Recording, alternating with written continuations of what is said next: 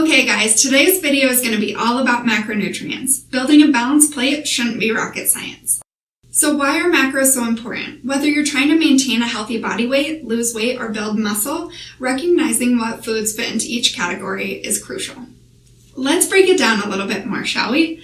Protein has 4 calories per gram. It's not just for athletes or people working out. Protein is essential for all of us. Amino acids are your building blocks. When you train or exercise, your muscle fibers break down and need to be replenished. You'll definitely hear me ask you more than once about your protein goals. Sometimes they're hard to meet when you have additional needs. Other protein functions besides muscle repair include making enzymes, hormones, and other body chemicals. Protein is important for bones, muscles, cartilage, and your blood.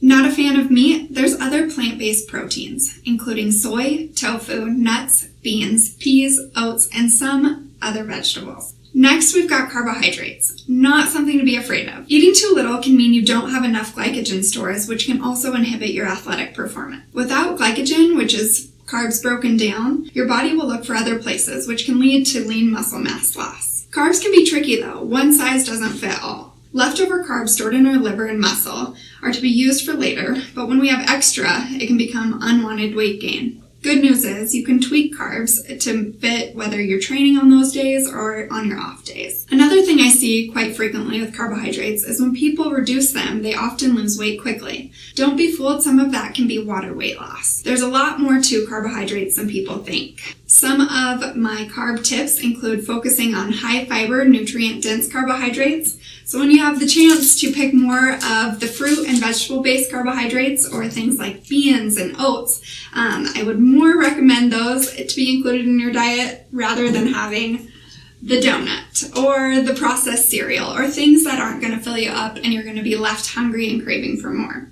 Another recommendation would be looking at the nutrition label and focusing on total carbohydrate. Lastly, don't overdo it. A lot of us go for the carbs because they're quick and convenient. So making sure that your plate is balanced will help keep you full and more satisfied. Okay, so last macronutrient is going to be fat. It's the most calorically dense macronutrient. It's got 9 calories per gram. It's definitely one that'll keep you full and satisfied, and it's pretty awesome. Fat is digested a lot slower, helping us feel full and satisfied at a meal.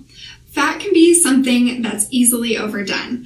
If you love trail mix, those handfuls of nuts can add up quick. Or if you're having breakfast meat, eggs, cheese, avocado on that egg scramble in the mornings, you might want to look at your fat ratios. So most of us know that there's good fats and bad fats. The bad fats are typically associated with your saturated fats, which come from meat and dairy. It's not that you can't have these foods in your diet, it's just you need to be more aware of the portion size and how much you're getting every day. The heart-healthy fats and unsaturated fats have been linked to reducing heart disease, type 2 diabetes, and also help with brain health. A fat that's gotten a lot of good press is our omega-3s. You can get them from fish and multiple other sources including flaxseed, chia seed, and tons of other sources. You don't have to take a supplement necessarily, and there's new research out that it may not be as beneficial as getting it from the food sources. So there's a brief breakdown of the 3 macronutrients. Now it's time to talk about how to build your healthy plate and how to track your macros. This can be complicated. Everyone is different and has a different macronutrient ratio that works for them, depending on lifestyle and environmental factors. Here are a few tips to get started. Number 1. Learn how to set your macro goals. You may need help with this. Online calculators don't always account for all the factors that go into your calorie and macronutrient needs. Buy measuring utensils. So whether it's a food scale, measuring cups, tablespoons, you need to know what your serving sizes are. No more guessing and, skipping those occasional bites of food and forgetting about those calories. Another tip would be to track your food. You can use a food journal, you can use online apps. This helps with accountability and giving you trends throughout the week to show how your macros are adding up. Number 5, learn how to read those nutrition labels. If you don't know how to read the nutrition label, you're not able to calculate how much you're eating. Meal prep for beginners. First of all, get a good size plate, 9 inches is usually what's recommended, or a meal prep container. What you're going to start with is filling that plate up with half non-starchy vegetables.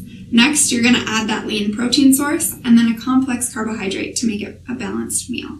Remember, with meal planning and having balanced macros, it is important to pick the healthier foods more often than not, but you also have to have a quality of life. It's okay to fit those junky carbs in every once in a while, or maybe that piece of bacon at breakfast.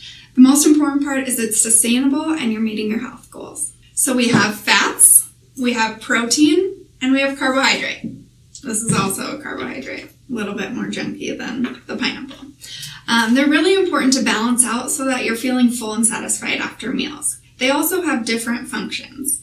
Protein is super important. Even if you're trying to lose weight, it's important to preserve your lean muscle mass. And if you're working out, it's even more important. You don't want to lose the muscle mass gain that you're working for in the gym by not eating adequate amounts of protein. Some great sources of lean protein is going to be meat, seafood, eggs, dairy, and there's some also plant-based proteins. You could do soy, you could do tofu, peas, beans, lentils, all kinds of things. It's just important that you know what they are, especially if you're following a vegetarian or vegan diet.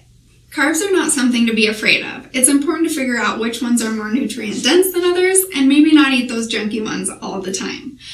For example, complex carbs are going to include like sweet potato, beans, whole grains. You've got non-starchy vegetables. Some people think veggies are a total freebie, but they're actually a carbohydrate and provide tons of micronutrients and fiber. So it's important to define what type of carbohydrates you're filling your plate with. So right now, if you're filling your plate like some of our typical American dinners, for example, spaghetti. So what do we usually do? We fill our entire plate with carbs. It's not very balanced. So in an ideal world, I would like the portion of pasta here. I would like some lean ground meat and then paired with some broccoli versus garlic bread and treats and whatever else you pair with spaghetti. It's not that hard to rearrange those simple, healthy family meals and still achieve your goals. An example of too many fats at one meal would be doing a great healthy taco salad, but when you're piling on cheese, sour cream, avocado, and whatever queso dips you have, that might put your fat budget a little bit overboard. So for example, a better alternative would be to try to fill that taco salad more with the lettuce, the pico, grab some lean ground meat or shredded chicken to top it with, and then choose what fat you want to use. You could do avocado and cheese, but do a little bit less of each so that it's a little bit better balanced.